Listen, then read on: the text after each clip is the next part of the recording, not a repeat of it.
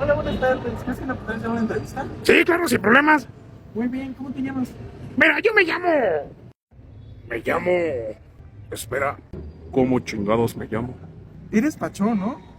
Sí, pero ese no es mi nombre. Yo nunca tuve un nombre en verdad. Solo me llaman así por que estoy llenito. Realmente, ¿cómo me llamo? No mames, Pachón, no salgas con mamadas. Mejor me voy a entrevistar al pendejo que no tiene nadie en la fila, la verga.